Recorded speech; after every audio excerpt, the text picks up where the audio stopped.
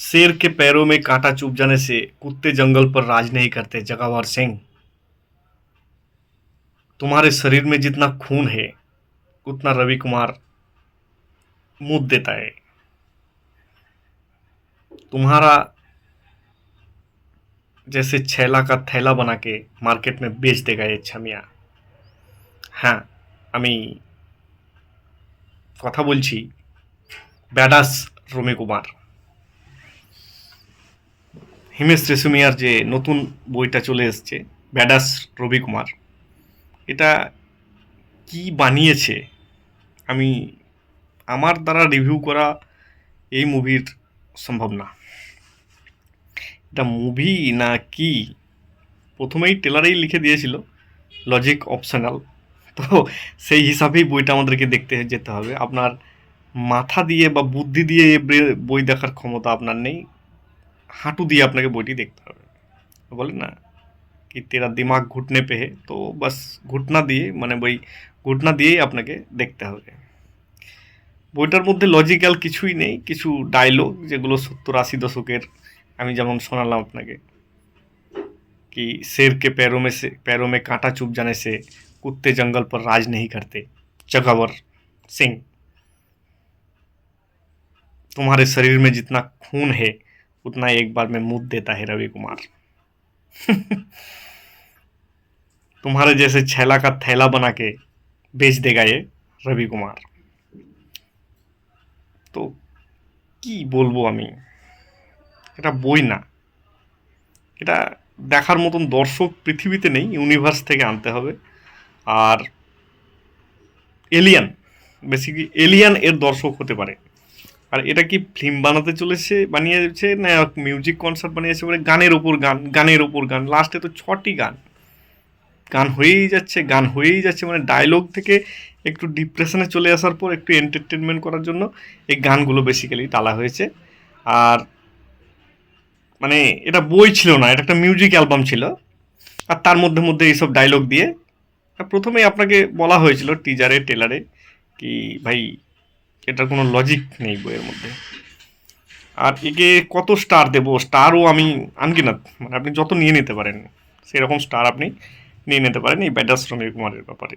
ভাই ভাই ভাই, আমি তো মানে ডিপ্রেশনে চলে যেতে যেতে আর কতবার যে মানে নিজেকে বুঝিয়েছি হলে থাকার জন্য, দেখার জন্য এর প্রচুর পেশেন্স চাই।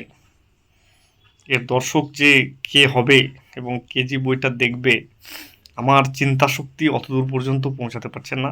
ডাইরেক্টররা এটা ইউনিভার্স গ্লোব এর কথা মাথায় রেখে বইটা বানিয়েছে। আর হিমেশ রেশমিয়া, আপনি শাহরুখ খান, অক্ষয় কুমার, সলমান খান, এমনকি যে আপনাদের সুপার মেগাস্টার মানে তামিল মুভির রজনীকান্ত সাহেব, ও রবি কুমারের কাছে ফেল। হিমেশ রেশমিয়া এমন একটা বই আপনাদের সামনে নিয়ে চলে এসছে।